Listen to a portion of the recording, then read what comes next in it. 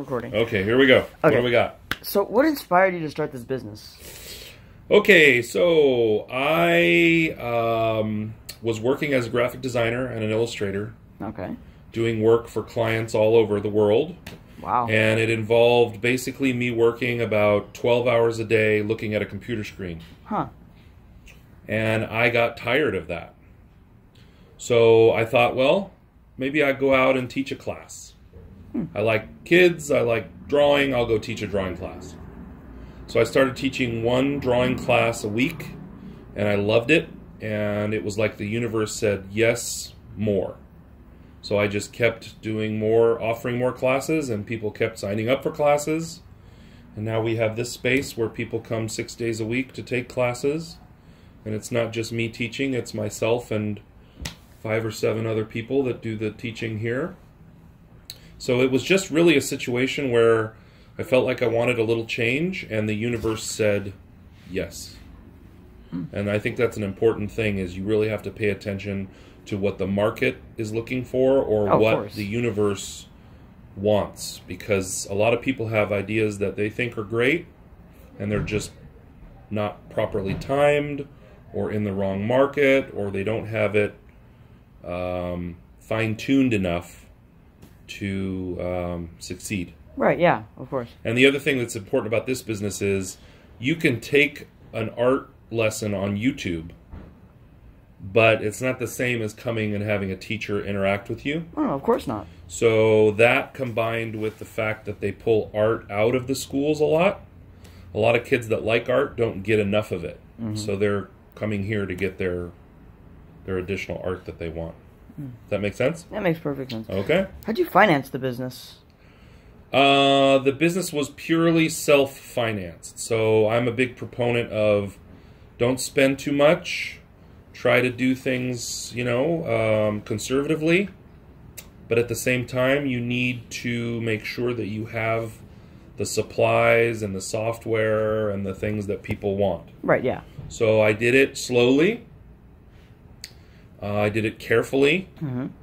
When we need something, I get it. When we want something, I ask myself, do we need it? Right. And if we don't need it, then I don't get it. Right, okay. But sometimes if we have a good month or a good quarter or a good year, if we want something but we don't need it, sometimes we can afford a little extra, right? Right. So we just always have to pay attention to that. Okay. I'm gonna skip number 4 because that's how did you find investors? But you said it was self-financed. No investors, no. So, however, if you would like to invest, I will take your money. No return, but I'll take your money. 0 return, but I will take up to $50K of any angel investor that wants to come in. So what are your marketing strategies? So I market early and often. I market all the time. I market daily. The internet and social media allows me to have a very active marketing program. So I heavily use social media to market. This space that you're sitting in right now is a way of marketing because it's a location that people can see.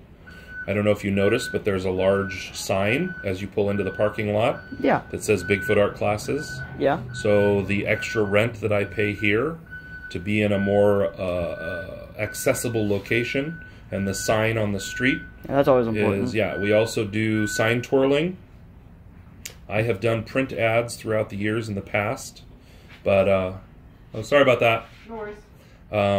I have found that in today's world, social media, website, those things that are a little bit more trackable through data and analytics are much more effective, right, and easier to track and maintain.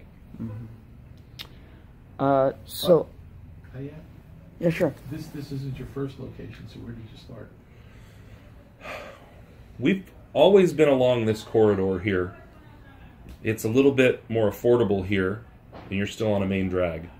I started down in the Bianchi building, subletting from a guy who was a little bit of a shyster, wasn't paying the rent. So we quickly found that out and thought, well, probably not a very good business strategy to be in a building that could be locked and with a new key one day.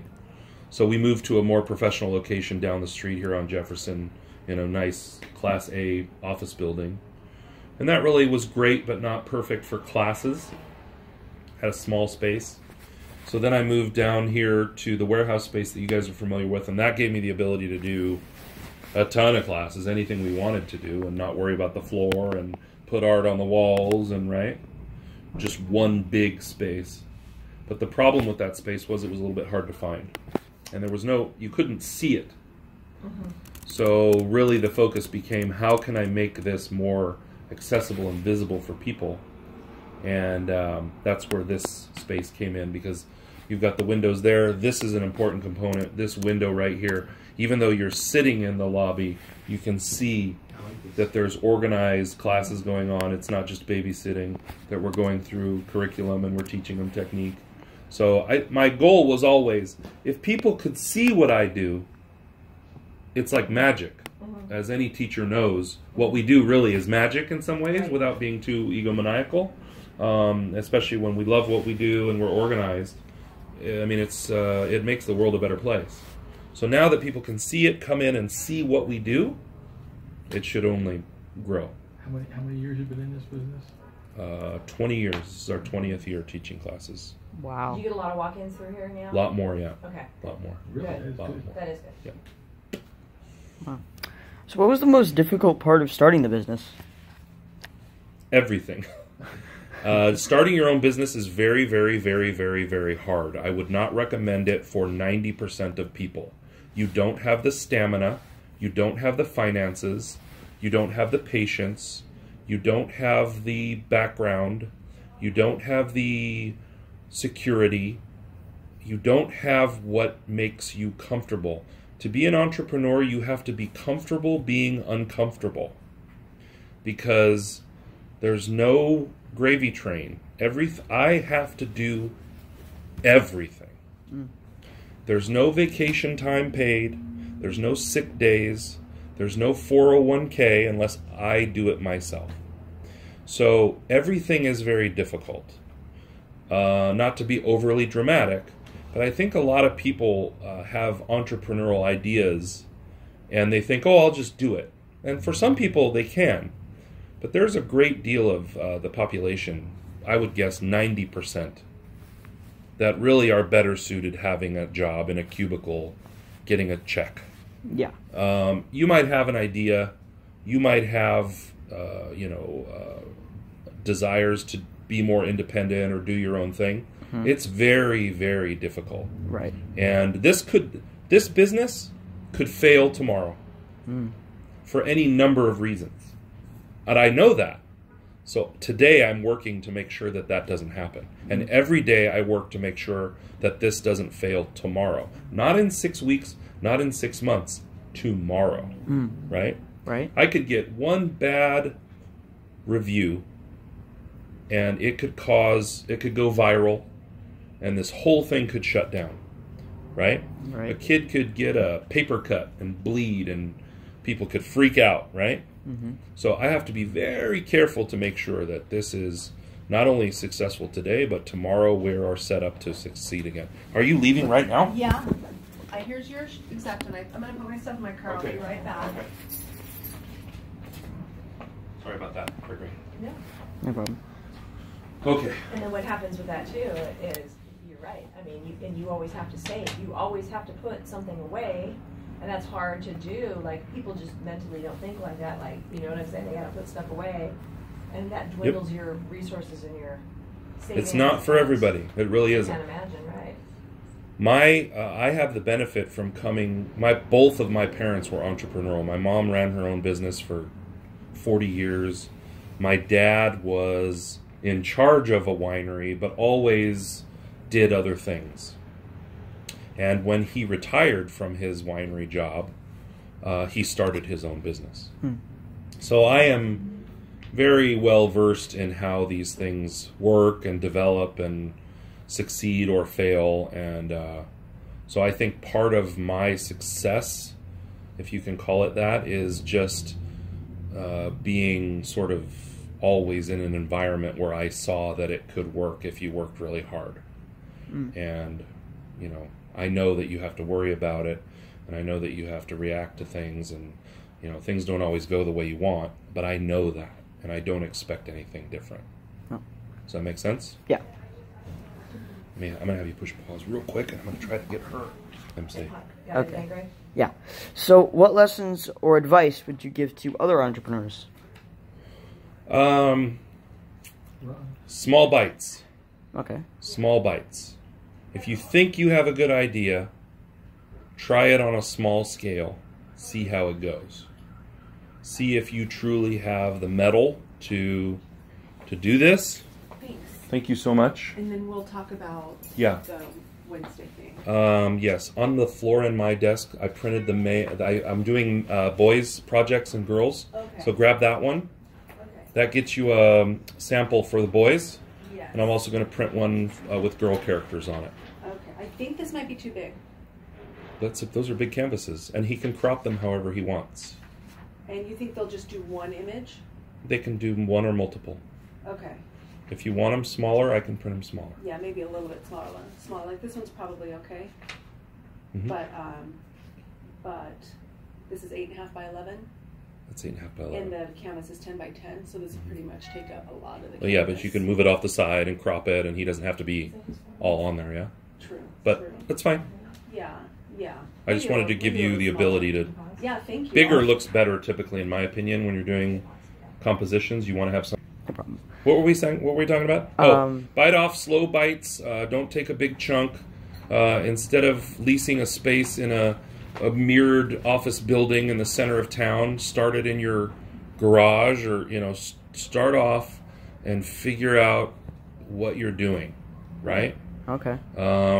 Make sure that you understand the way marketing works and branding works and business works. I don't have a degree in business. I often say that I wish that I did, but and that's probably a great piece of advice, is maybe take some business classes. I didn't, and that's maybe why it's so difficult for me daily. But I would say that the 20 years I've been doing this have given me probably as much, if not more, than people who get a degree, because you're boots on the ground and you're doing it on a daily basis. So, don't bite off more than you can chew. Be a little bit conservative. I'm sure there's thousands of businesses out there that fail on a daily, monthly basis because people just shot for the moon too quickly. And you have to crawl before you walk, before you jog, before you run, before you sprint. You have to do all of those things. That would be my... Tony, what was your degree in? I have a trade school degree from Art Institute in Okay. design and illustration. Okay. And I never finished my credits for an AA or never pursued a BA.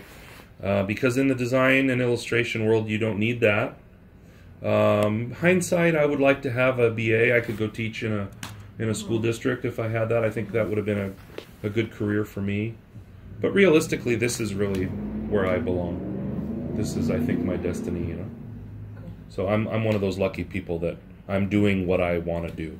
I'm not miserable. I absolutely look forward to coming here every day, and I have to tell myself, go home. Don't work until 7, 8, 9 o'clock at night. Go home. Because I like it here. I'd put a sleeping bag right there if I could. I love this place. So, how did you make your first sale? Well, for the classes, I aligned with a municipality that was offering classes, and I was just one of their classes that they offered, and people saw that it was an art class and they signed up for it. So I aligned with a company or a municipality that was promoting for me, and all I had to do was focus on teaching the kids once the class start date hit. Now with this business, I have to, everybody that comes in, I have to work to get them here. So everybody is being pulled in by my promotion and my marketing strategy. But the first sale for a class was pretty easy. I just got the class approved by the municipality, and then a few months later we did a class and there was 8 kids. And I thought that was awesome. Like Temecula, you went through like It was Temecula. Murrieta at the time, yeah. I was in a warehouse classes. of their old city hall. Mhm. And I did 8 kids once a week. And then it just grew from there. Now we're about 200 students a week. Wow. 6 days a week, yeah. It's a lot. Wow. So, yeah. That's amazing. So, what habits made you successful? I'm a workaholic. So that's huge. I mean, I absolutely work hard every day, and I think that alone is going to make me be somewhat successful, in term, if you want to call this successful. Drive and passion. Yeah, drive and passion are huge. But it's also, like I said, it's my calling. I believe this is what I'm supposed to be doing. So if I was trying to sell apps, or if I was had a business selling auto parts or anything else, it would be difficult. This is less difficult for me because this is, I believe, my calling. This is the greatest way that I, as one person, can contribute not only to make a living, but to society. I believe that this is bigger than me, and that this is my calling. I'm supposed to be here doing this. I don't know. Wow. How would you define success? Happiness, number one. I'm very happy with, as I say. But obviously you got to pay the bills. So I'm very cognizant with this space, especially because it costs more to be here. I'm very cognizant now to make sure that we are bringing people in and doing enough classes and have enough students to grow. But happiness, I think, is big. My dad told me if you love what you do, you never work a day in your life. Right. And I very much understand that, and I think I enjoy that on a daily basis. What mindsets helped make you successful? Optimism. You have to be flexible.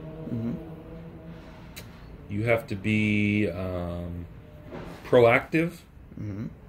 Those are things that I think are very important. I wish that I was more organized, but I always strive to do that. So everything in this room, for instance, that's a little bit disorganized, I'm cognizant of it. I just haven't taken the 12 seconds to address it. I'm always trying to go back and reorganize and tidy things up. I think that's important. I mean, you have to have something that's presentable. When you have a business, whether it's your logo or your label or your website or your parent lobby or whatever, it has to be presentable. It has to be presentable. It has to be nice for people to see and to be around. If you don't have that, then you're missing the boat. So I think these are things that, talk about mindset, but optimism and being a positive person and, not dwelling on the things that are wrong and trying to focus on, what is good and what is positive, I think is very important. How did you learn from failure? You will learn from failure on a daily basis. There were things that failed today in this class that we did from 9 to noon that are not catastrophic, but they're things that I take note of and that I will constantly work on.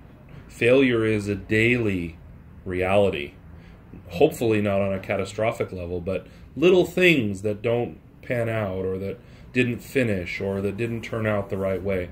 I'm always focused on how we can do better based on those little minute failures every day. And I think if you're focused on that level, if you're hyper-focused on the problems, you're always working to fix them, and therefore you're always putting out a better product or a better environment for people.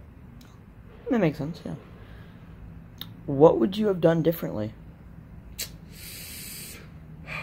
It's tough. I mean, every step that I've taken, every mistake that I've made has made me a better business person, a better artist, a better teacher. Those things are all absolutely part of how we do things. So, you could always look back and say you could do one thing different or 25 things different. But I think that in general,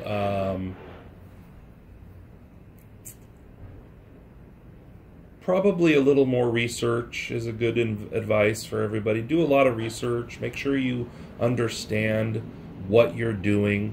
Make sure you understand who else is doing it, because you're not the only one ever that has had that idea. You know, there's 8 or 12 places in this area where you can take an art class. And I have no effect on that. I can't control that at all. All I can control is what's here, how we do it, and hope that we're doing it at such a level of quality or satisfaction that people will continue to come and do the classes. So I think that's very important. Great. Well, I think that was the last question, so Wow. I really appreciate it. Thank you very much. Great job. Great questions. Good luck. Actually, I have one more question. Yes. How many employees do you have? That was what I just asked, Gregory. That's good, though. This is good. Very good. Okay. So this is something that maybe you guys will look into, or maybe it's just boring stuff that you don't care about. I have 0 employees. Huh. What I do have are contract instructors. So these are people that come in. They are not technically employees. They are independent contractors that teach classes for me. Wow. So that's a different thing that you can either look up or glom right over. But there are about 5 to 7 instructors, depending on the time of the year, that are actively teaching things for Bigfoot, but they are not technically employees. They are independent contractors that do a very specific thing and come in and show the youth of America how to do that. Does that make sense? That makes perfect sense. Very good. And then you get a fee for the contractors. Essentially, the contractors get a percentage of the fee that is charged for the service. So, yeah. And who does the advertising for that? For that? Yeah, for those. There's mold going on. Don't show Jennifer that. So the way that the classes work in terms of the promotion and such is there's 2 phases to the business. Gregory, One- you got this? Yeah. One is the city classes, Right. and the other are our in-studio classes. So for the city classes, I sign a contract with them, and for the most part, they promote it in their catalog that they send out Right. to 50,000 homes twice a year. However, I, as a longtime instructor and a business person, understand that you have to promote outside of that book to keep people aware of what you're doing. So that's how that works, and that's beneficial because they drive students to me.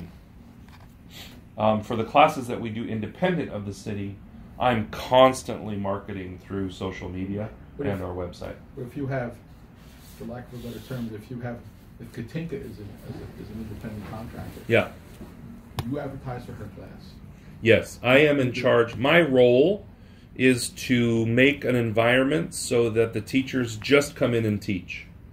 So they have front-loaded students that are coming in, and all they care about is how many students do I got. They have their curriculum all set up, and I just load students in for them, and then they teach. So that's your part. Yeah, that's my role and I teach classes too, but less so. With 6 days a week, I'm probably teaching, 3 or 4 days a week now, and then the rest of my job is to promote everything and make sure we have a constant stream of students coming in. So. Okay, great. So Scoot. I was just looking at some of your the artwork on that. Some of those are pretty good. Yeah, not bad, huh? Not bad at all. Yeah, you should see some of our kiddos. We got some talented kiddos in this group here, especially these.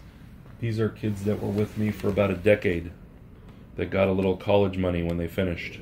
Wow. These are the students of the year. I do one of those a year. And then on the other side of that wall is our Hall of Fame. And those are students that stay with me through their high school years, at least 4 to 5 years through their high school. And then of those, these are the students of the year. So these are, out of 200 students a week, these are the #1 kids that we've had. And they get a little for college. You know, Wow. Very well was Aunt Sophie. Yeah. Yeah, she was really. Yeah. We've had so many great kids come through here. It's so cool to meet them and meet the families and help them, she's conflicted right now. You know, she's going to Berkeley, so she's got the brain thing going, but she loves the art thing too. You know. Yeah, well, I tell you what, if she's in the Bay Area, that's a good place to fire on both of those angles, right?